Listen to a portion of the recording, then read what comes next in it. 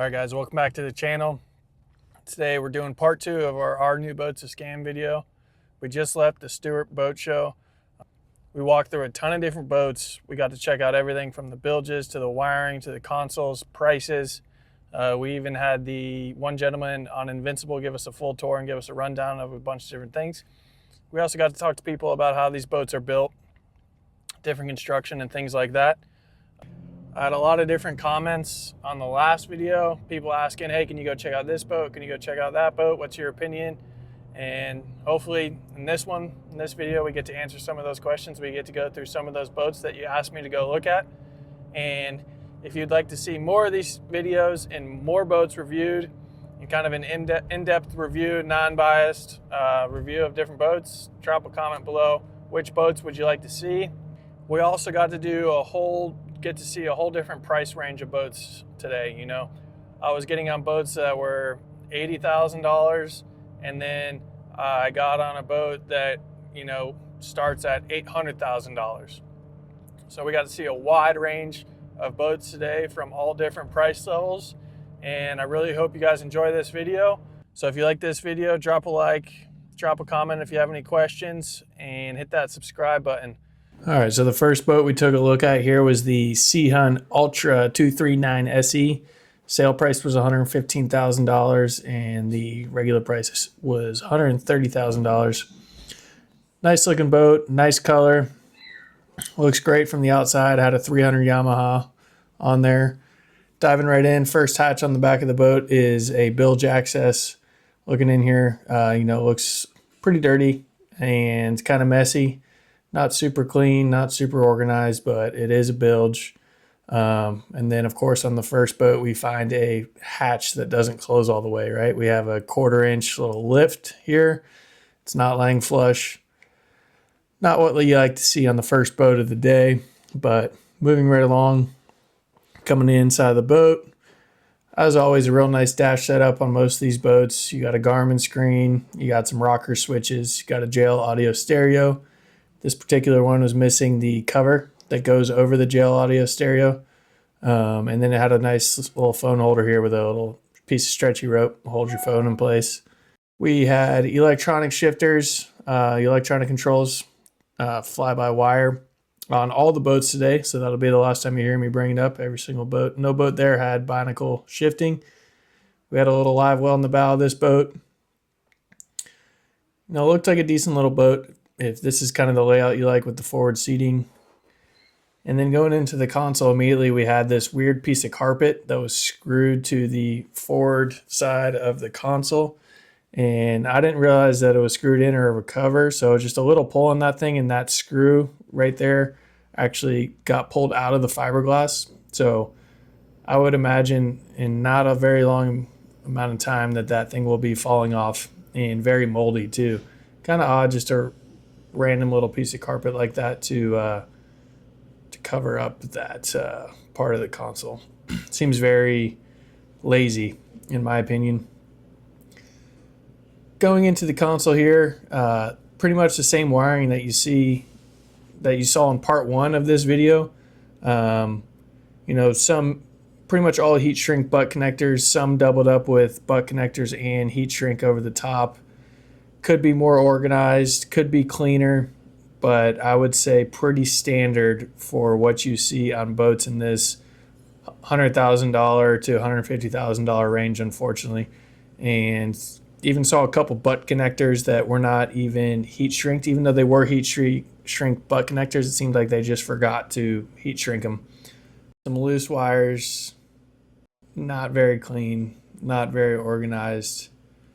I would give this wiring in this console a 4 out of 10. All right, coming back out to the outside of the boat, you know, we're looking at the top side of the console here where we got our VHF radio, a couple switches. You can see the black acrylic panels don't really line up here. It looks very just thrown together last minute. They still have some of the peel tape on that little drawer there. Going into the back of the boat, you have your pretty standard fuel tank cover with that circular waterproof hatch. You did have a live well up against the transom, as well as a little bucket storage here on the port side. Going to pull off this fuel tank cover here so you can take a look at what's under there. You got your sending unit, so if you ever needed to replace that to get your fuel gauge working again, it's right there. It's easy access. However, this hatch is going to leak eventually and let water down into your fuel tank. Ideally, you want your fuel tank sealed tight and make sure that there's no water is going to get in there for the life of the boat. However, when they set them up like this, that is not the case. So that'll finish up this Sea Hunt 23, $115,000. You let me know, is this boat worth that or is this a scam? Moving on to the next one, a little bit bigger Sea Hunt. We just took a quick glance at this boat. We didn't go all the way through it. You know the wiring is going to be the same, build is going to be the same because it is the same manufacturer. It's just going to be a little bit more expensive because it's a little bit bigger and has a little bit nicer interior in there with the brown seats. All right, so the next boat we looked at was a Pathfinder. Had a 200 horsepower VMAX Yamaha on there. It's a 2025 Pathfinder 22 little bay boat. MSRP on this was $114,000, but the boat show price had it down to $88,000. So a nice little chunk removed there. If you want to pause and look at this, the sheet here to check out all the specs, feel free to do so. Decent looking Pathfinder. Pathfinders have a great reputation, very well known, popular boat down here in South Florida. Immediately jumping into the boat here, you can tell it's a nice layout. It's clean. It's going to have a nice leaning post, and it's going to be, you know, a well laid out boat, and it should be built strong. However, I have heard of a lot of these boats, their quality in their actual fiberglassing and build has decreased over the years. It's really hard to tell when stepping on a brand new boat and just walking through it. Does have the circular hatch for the fuel tank and the sending unit. You know, I'm not the biggest fan of those, even though they are popular. Going into this starboard side hatch here in the rear, just a live well. Moving on to the console, I have a nice small little console here. This boat did have a nice little hatch underneath the console for all the fuses and breakers and battery switches. It was a nice design feature, makes everything in one spot, very simple, very easy to get to. I did like that. I thought that was very nice on this boat. As well as the access to the console in the front of the boat was a nice big double door to where you could open just the top side if you didn't want to move your cooler. However, if you didn't mind moving the cooler and opening the door fully, you undo both latches and this whole thing swings open for plenty of access to work on or replace anything in your console. Taking a look at the wiring here, relatively pretty clean. They had a lot of heat shrink on the butt connectors. It seemed organized. It seemed well laid out. They also had labels labeling a majority of the wires to let you know what the wire was for and where it goes. But then at the same time, they also did cut corners in random spots, like right there where the controls are and the key switch. You have a couple random butt connectors that just don't look very clean, don't look very organized. And this boat had no electronics on it, so the fuse panel itself was empty, basically. There was just the power and the ground going to the fuse panel. Overall, decent setup of wiring in here. I'm going to give it a little bit higher rating than the Sea Hunt due to the fact that it is a little bit cleaner. We'll give this one a 5. We'll go up 1 point, maybe a 6, maybe 5.5, right around there on the wiring inside the console. Bow on this boat has a nice open layout, bunch of storage, plenty of room to fish. All these hatches up here, I opened them up. They felt solid. They all closed well. However, when closing this middle one, I did notice that it kind of rubbed on the deck as I was closing it. Just little things like that, you know, help improve the finish. This is one of the cheapest boats we got on this entire day, so it is hard to nitpick it about little things like that. But with that legendary Pathfinder quality, I would expect the hatches to not catch on the floor when closing, and they should close effortlessly. Had a nice little anchor locker in the bow, nothing fancy. Trolling motor on the bow, Garmin trolling motor, those are not cheap. Working our way back, we did have a little storage in the leaning post. Very common on a lot of boats. Nice to have, you know, simple things in there that's quick and easy access when you're on the boat. After a little bit of time, I was able to get into the bilge on this boat. I kind of had to slide the seat forward, get the backrest up, and then lift the seat up and was able to get access into the bilge. However, there was a little tray in there, a little storage tray, and I was unable to get the storage tray out of the boat, so I didn't get a real good look in the bilge on this boat. It did look relatively clean. I had to look around the sides. You did have a lot of unfinished gel coat, which is very common for a boat in this price range. Overall, it didn't look horrible. The wiring was clean. The wiring was where it was supposed to be, and nothing really stood out from what I could see, although I was limited in what I could see. We immediately jumped over to the Pathfinder 24 right next to it. A little bit bigger bay boat. Just looking at it from the side here, it's got a great layout. Plenty of bow room to fish. Nice live well in the transom. Side console door versus the front-facing console door like on the smaller boat. First thing we're going to do here is take a look in the console. You did have a little cover to cover up all the wiring. When you pulled this cover back, you did see a bunch of mold on here. You would think, they would have this cleaned up for showing the boat at the boat show. However, they did not. It is easily cleaned with a little bleach or a little bit cleaner.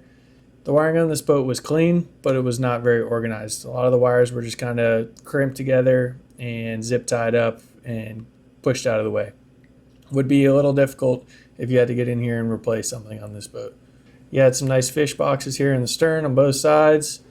Plenty of room, plenty of storage, whether you were filling them with fish or just using them to carry life jackets and different things. You had a nice transom live well here. Looks pretty big. Looks like it could hold plenty of bait, as well as another live well coming off the leaning post. This live well is very large as well as it had these nice windows on the outside. Kind of a cosmetic thing that looks cool. When you have that thing loaded up with bait, it definitely looks nice to be able to see them through those windows. Yeah, no speakers on this boat. Pretty much no electronics at all. It was a bare bones. It did have the electronic shifter. You got a little storage here in the footrest. Not really sure what you would put in there, but you never know. You could always find something. You can never have too much storage on a boat. However, I did notice that this foot storage hatch would not close on its own. No matter what I did, whether I pushed it while lifting the latch, whether I pushed it with leaving the latch down, it would not latch on its own. That is a pretty easy fix, just having to adjust the catch on it, and then you could get it to latch from there. However, before it goes to a boat show, it should close with ease. Another little storage underneath the leaning post for a battery, and in here you have some wiring as well as some hoses for the different live wells on this boat. It wasn't the most organized. It was definitely a little messy. You had some random wires coming through that were kind of just hanging out, and you could also see the cut that they put in the deck of the boat. You could see the coring material and the raw fiberglass on the sides. You would think that they would clean this up and at least spray some gel coat over it or do something to hide it a little bit, but considering that I guess it's underneath the leaning post, out of sight, out of mind, that they weren't worried about covering it up. The wiring in here also seemed very lazy as well. You did have one labeled piece that was kind of just hanging, wasn't set in place. It looked like some of the butt connectors weren't heated up. Definitely not the most ideal thing or what you would want to see on a brand new boat. So going back into the bow, I opened up this hatch in the floor here. We did have some tubes. I believe these were live well drains that drained out into the bow of the boat. Kind of limits your storage a little bit in that hatch, as well as that hatch is holding water. But either way, storage is storage.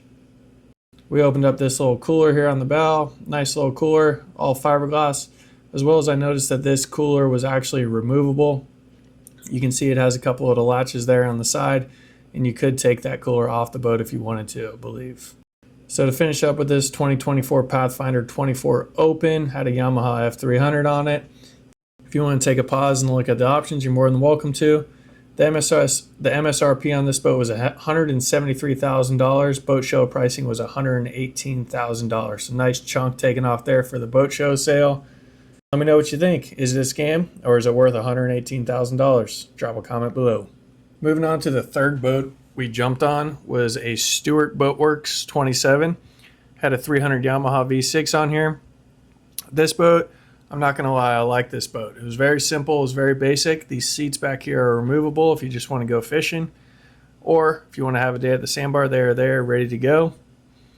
You had a nice, super clean console layout. A lot of electronics on this boat. After talking to the salesperson of this boat, this is actually a customer's boat. He needed something fixed, and then after fixing that particular item, he had offered to have them use it in the boat show to show it. You had a live well on the leaning post. You had some tackle storage in the side of the leaning post. Getting down into the bilge here, you had a very large bilge with very easy access. It was very simple, laid out very clean. This is a good example of what I like to see when I look down into a bilge. Everything's organized. You don't have a ton of wires laying around. It's clean, not a lot of stuff in the way, and very simple. It'd be very easy to get into this bilge and work on something or replace something. Moving over here to the starboard side, you had a little fish box or a rod storage as well. These guys actually had some rods in here. You could show how it's used and how you could fit plenty of rods in there and get them out of the way, as well as keep them out of the elements. The hatch is closed nice and flush. No trip hazards on this boat. Going into the console, you will also see why I like this boat. The wiring is very clean. The wiring that you can see is organized. It's simple. The hatch for the batteries and the layout for your fuses and breakers, very simple. Your batteries are well stored out of the way, as well as the wiring. Once again, organized, clean, battery chargers. Everything seems very simplistic, and I'll say it one more time, organized. Opening up this hatch, once again, not a ton of wires laying around. Everything that all the other wiring is going to be sealed away behind this black hatch here, away from the elements, and the wiring that is exposed is very clean and is properly sealed up to last a very long time. Moving into the bow on this boat, you had some nice bow seating. You had a nice trolling motor, some nice speakers, nice big forward fish box here in the bow, anchor locker, plenty of room for plenty of anchor line and rope. They had some hose in there and some extension cords. Taking a look here at the console from the bow. Nice console, plenty of room on the sides to walk around the console, plenty of room to fish in the back. I'd give the wiring in the console on this boat an 8 out of 10, as well as the bilge access and the bilge organization and overall fit and finish and cleanliness of the bilge. They did a good job with this boat. However, this boat does start out at a higher price range. You're looking at $175,000 for a base model of this boat, and the other boats we looked at were in the 80s to low hundreds.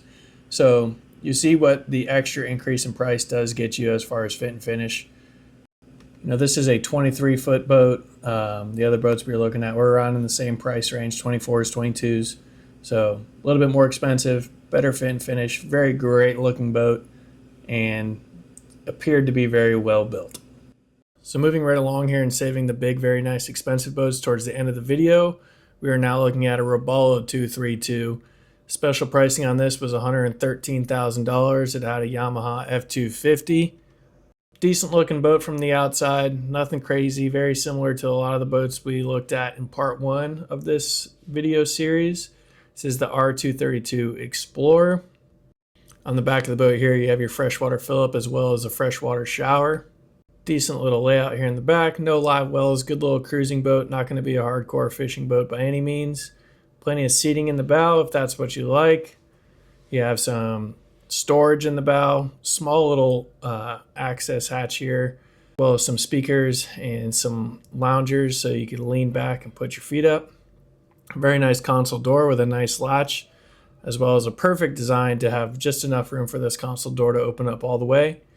Getting into the console, you do have a head in here. However, I did not like the inside of this console just due to not being able to look at the wiring.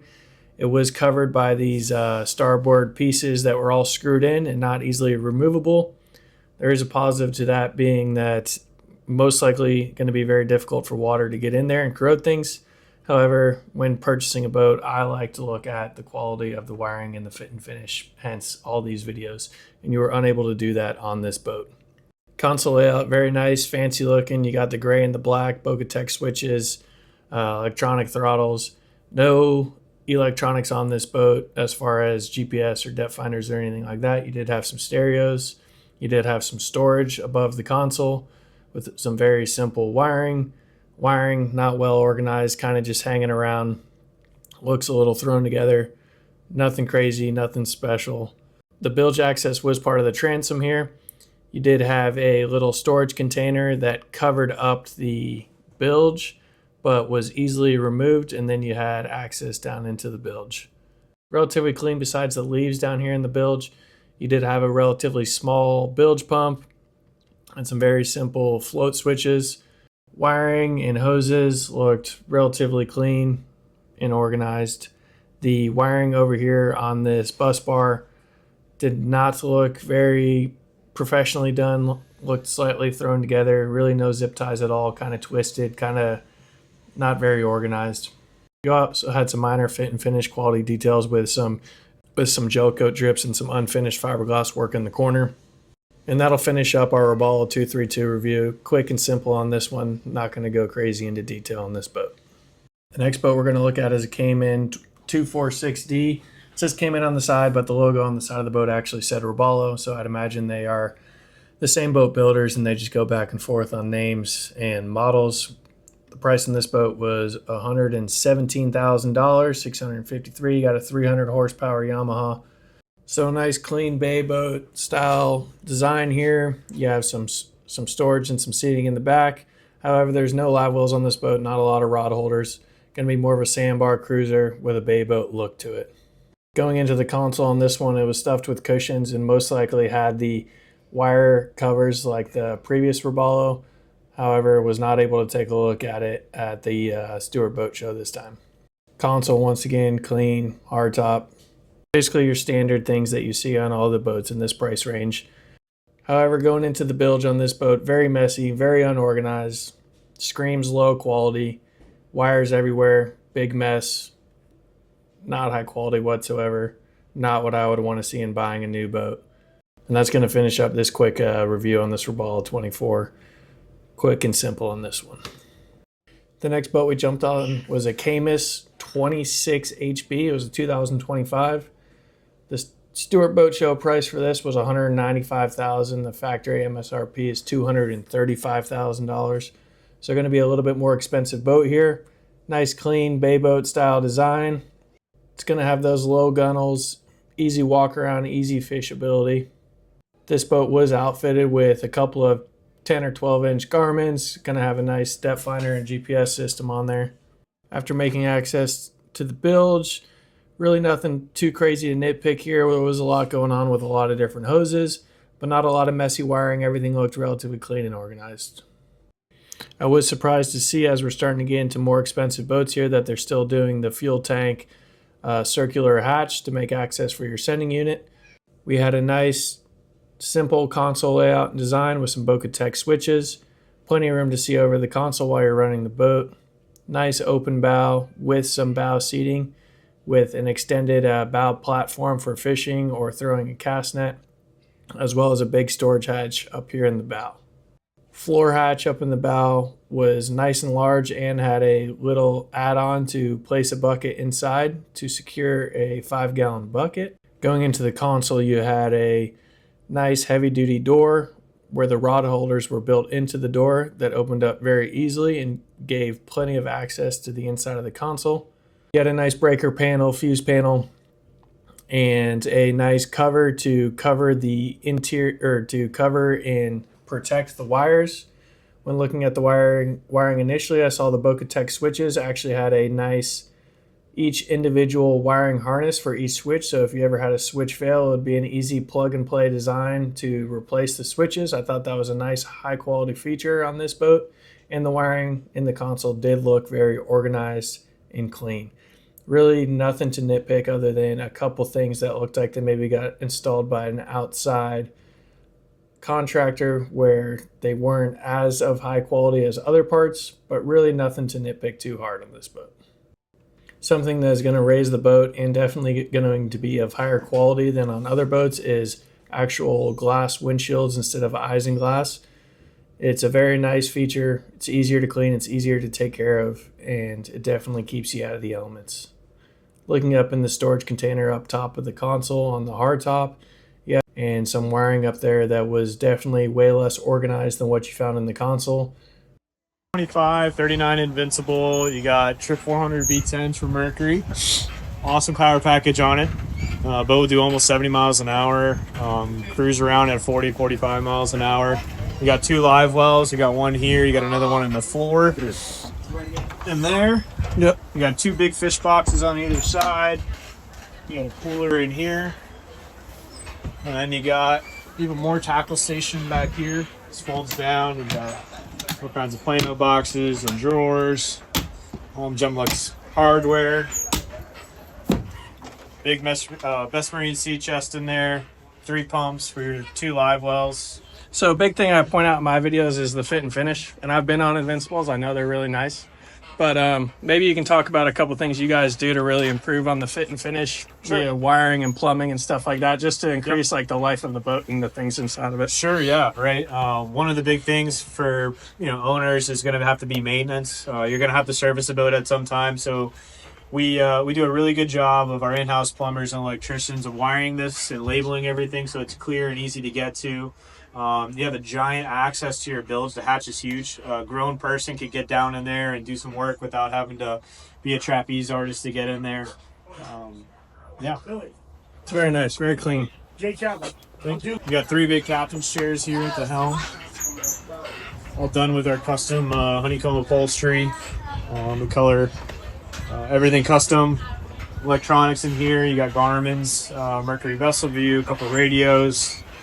Joystick, gel audio on this boat. Actually a pretty big package of gel audio on there. And then inside the console, you've got a head with a sink, access to all your electronics, Mercury keys, electronics keys. You can open those panels. The rigging's really nice in there. So right here, I'm just going to take a little bit of time to interrupt the nice gentleman from Invincibles, give me a tour of this boat, and talk about the wiring inside the console. Now, when I say high quality, super organized, super clean, this is what I'm talking about. Now, granted, this boat has a starting base price of $800,000, and depending on how you upgrade it, you can get upwards of $1 million. However, I do think the boats in the low hundreds and $200,000 range can achieve nice, clean, organized wiring like this in their consoles and not severely crush their profits. I think this is an extra day or 2 of work to make a console look like this and make everything clean and easy to work on in the future. And I think this should be the standard on any boat over $100,000. Just look at the console in here. It is basically like artwork. Every wire is in place. Everything is organized and clean. And it's going to make it super easy to work on, and it's going to make it last a very long time. You got the big lounger here. That's always nice. Good compromise, right? You don't have to do the bow seating. You can still get up to the bow to get your anchor out of your locker or fight a fish, whatever you need to do. But everyone can still be seated and have a nice spot in the sun for it. And then underneath in here is a big coffin box. Wow. That's all well insulated. These dividers come out. You can use it as a fish box, dry storage, or what we do a lot for the Bahamas is load all our groceries in here.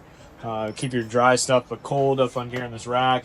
Fill the rest with ice and all your other food. Yeah, I really like the coffin seating because you have seating up here, but then you still have walking around for fishing and everything. Yeah, so you got the whole bow. Yeah. And then you got a big fish box in here. Access to your bow thruster. Oh, bow thruster on this thing, huh? That's Yeah. electric, right? Yep. Very cool. Yeah, on the 39 and above, I like the bow thruster. It's a lot of space in between your bow and your engine, so to be able to pivot the boat and get in the slip when it's windy, the bow thruster. Yeah. What's the price upgrade for a bow thruster versus one without a bow thruster? It varies on the models, but I think it's about 15 grand or so. 15 grand extra? Yeah. Yeah, the boats are pretty customizable. They can range from mid 800s to almost $1 million, depending on how you set it up. You can put a tower, a seakeeper, AC, you name it, we can put on the boats. So like a starting base model is going to be around 800, Yeah, about that. and then can go all the way up to as high as you want, really. I'm sure you could upgrade this thing to the moon. Yeah, exactly. With all sorts of stuff. So yeah, you can even do quad 400 on this boat, believe it or not. But trip 400s is my favorite package on here. It's it still moves very fast. It's good at holding the weight. Yeah, I think it's a great package. But also probably more fuel efficient than the quads, I would imagine. Yeah, for sure. Yeah. Well, awesome. That's pretty much it as far as amenities. But And that 800 base, that's like no electronics or anything, right? That's basically just pulling engines. That's going to get you the boat, right? You get your hard top and all that stuff. Yeah. But then you got to start adding stuff like the windshield or electronics, things like that. Yeah. Okay. So that's going to finish up the tour on the 39 Invincible. I want to thank the staff over at Invincible Boatworks, giving a broke person like myself the time to give me a tour and show me all around the boat. I'm going to leave the spec sheet up on the screen for a minute so you guys can pause that and take a look at it for as long as you want. The next boat after that is going to be the 28 Sea Hunter Floridian. It's a super nice bay boat, hybrid. It's really good offshore, but then also going to run very well inshore and run in very skinny waters. This boat starts at around $300,000 base price. It's got Kevlar construction in the stringers and in the hull. All the hatches are made out of carbon fiber and are super lightweight. It makes it very easy to open up the hatches. Getting into the bilge, I wasn't super impressed with the bilge on this boat. There were some wires laying around. It was pretty messy. There was a lot of standing water. However, this is kind of that middle ground. You know, I just got off 39 Invincible. That bilge was spotless, very nice, very well organized. This boat did had some weird fiberglass with some coring material that you could see, and it almost looked like it was laminating and didn't adhere too well to the coring material on this part where I zoom in here. However, still a nice build, plenty of room to get in there and replace things and work on things if you need to, but could definitely be a little bit cleaner and a little bit more well organized. Here you have a good look at that carbon fiber hatch. Very nice looking, shows a high quality build in the building process. The fact that they take the time to do this goes to show that they do have some pride in their work and really care about the fit and finish of their boat. You got 2 live wells on the transom, a couple of Suzuki 300s on the back of this thing. The gunnels are real low on this boat and the deck is real high. I really like that. Feel like it makes it real easy to fish. You got a nice Garmin package on this boat, nice console with protected by a glass case. Going into the console, you have some decently clean wiring. Nothing absolute top of the line, but definitely nothing bottom of the line. I would say this boat definitely falls in that middle ground. With a starting price of $300,000, considering we've looked at $100,000 boats and $800,000 boats, it does make sense. The wiring's clean, it's organized, but then there's random things in there that you're like, man, why'd they cut a corner there? You know, they definitely could have just spent a little more time and made it perfect. However, they didn't. You still have nice breaker panels, real nice battery switches, flush mounted into the console. Plenty of batteries, nice battery charger, and everything is up out of the way. It's definitely not a rat's nest that makes it very difficult to work on. In the bow of the boat, you have a nice anchor locker. You have a trolling motor up here. Once again, when you open this anchor locker, you're going to see that carbon fiber lid. You have a cradle for your anchor, plenty of room for anchor line. You have a live well up in the bow, in-deck live well. And then that's pretty much it. I mean, nice quick little tour of the 28 Floridian. Super nice boat, very high quality. Could be built a little bit better in the fit and finish aspect, but really hard to complain on a boat this quality. The next boat we're going to look at is a 27 Grady White Canyon. This was one of those boats that I was not impressed with whatsoever. You know, my personal boat is an old 80s Grady White, and Grady Whites used to have a great reputation for a really great ride and a quality build. However, just going through this thing, I was not impressed whatsoever. One, the color. Grady White has that, you know, classic kind of off-white yellowish color that they put on a lot of their boats. I personally think it looks pretty horrible. I think it just makes it look dirty. In the stern of the boat here, you have some rear seating. You have those circular hatches to access your fuel tank, and the bilge is hidden behind this seat. Just looking at it from right there, you're going to tell that your bilge access is going to be very small and be very hard to get access into there. You had no electronics on this boat. You had some nice seats. The upholstery was nice. The bow was all seating. It could be removed, that center section, but still going to be very limited fishability-wise. Going into the console, you have some relatively nice wiring, but definitely nothing of high quality. Some super simple butt connectors on there, not even heat shrink butt connectors. A lot of wires just laying in there. Could be zip tied better, definitely could be cleaned up better. I was pretty shocked by how low of quality the wiring looked in this boat. It looked like it was slapped together by someone who had never done it before, not by someone who's been doing it for 20 years of experience, takes huge pride in it, and wants it to be perfect. It seemed like it was rushed. Console, really nothing to complain about there. You got a glass windshield, that's nice. You got some rocker switches. Got a nice little soft platform up there on the top of the console to put a phone or whatever or anything like that. Going into the top, once again, very basic wiring, nothing fancy whatsoever. No heat shrink butt connectors. Looked like they were cutting as many corners as they could to save some money on this boat. Once again, going to the stern of the boat, you do have a tuna door on the side. You have a little access hatch here for your battery switches. The bilge access is underneath this seat. Once I got the seat down, I was able to reach under here and try and open it. But then I realized that the bilge access hatch actually hits the magnet for the seat. So simultaneously, while lifting on the seat is when you need to open the hatch. It seems very poorly designed. You know, this is a $300,000 boat in 2025, and the fact that I have to do all this just to get into the bilge is mind-blowing to me. I do not think that's how a boat should be built today, especially when they have a $300,000 price tag. Once we get into the bilge, absolutely nothing impressive going on here whatsoever. We have some random wires zip tied over in the corner. We have some unfinished gel coat, unfinished stringers, which is fine. However, I used to work on boats. If I had to replace something as simple as a bilge pump in here, it would be a huge pain in the ass, and I wouldn't want to do it. The Seacocks have these levers hooked up to them to open and close them, and it just screams extremely low quality and cutting corners. This would be the last boat I'd ever pay $300,000 on after looking through it. I unfortunately think Grady White is taking their old reputation and name and thinking that they can cut corners and still sell boats regardless. So last but certainly not least, we have the Contender 32 step hull. Contender is a legendary boat builder. It's been around for a very long time. We have a couple of twin Yamaha 300s on this boat. Just stepping into it here, you can see you got 2 live wells on the transom, another in-deck live well in the stern of the boat. Coming forward, you got that coffin seating in the bow, as well as 4 speakers. Very nice open fishing layout in the bow of this boat. Plenty of hatches, plenty of storage. You have a nice leaning post with kind of those side cushions to keep you secure while running at high speeds. You have a Garmin package on this, and same thing with the glass cover. Cool thing about this glass cover is it actually slides back completely out of the way if you wanted it gone while you were using your Garmin's. The price tag on this boat is going to be around $330,000. I have the whole spec sheet there if you want to try and pause and read on that. Bocatech switches, Fusion stereo with JL audio speakers, Garmin VHF radio. Very nice, simple console, simple design. Once again, taking a quick look at that in-deck live well.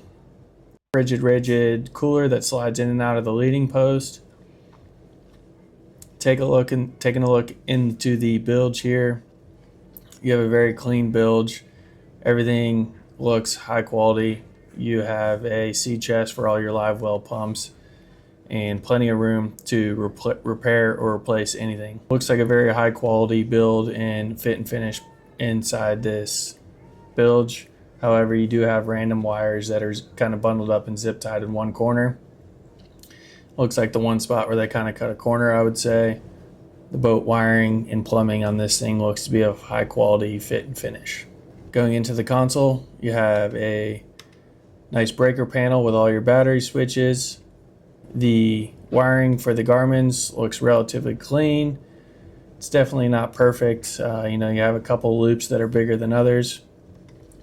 I was very surprised to see this plastic hatch inside this $300,000 Contender Center console. You would think they would fabricate a nice fiberglass hatch to put in here. However, they don't. They have this simple plastic one that gives you access to your wiring. And then at first glance, you can tell the wiring is well done. Someone took their time, took pride in their work, and made it look pretty and made it easy to maintenance and repair in the future. Everything's color coordinated, everything's zip tied, everything's out of the way, everything's got its place. Coming to the back of this boat, I noticed this hatch on the starboard side has that classic 1/4 inch where it's higher than the rest of the deck. This is a trip hazard. This is a $300,000 boat. The hatches should be perfect. I was very surprised to see this. Nothing I did could get that to lay flush unless I physically stood on it the whole time. And it's a simple fix with the latch, I believe, or the gas shock that could solve this problem, but they were rushing and without good quality control of the boat, left the manufacturer like this.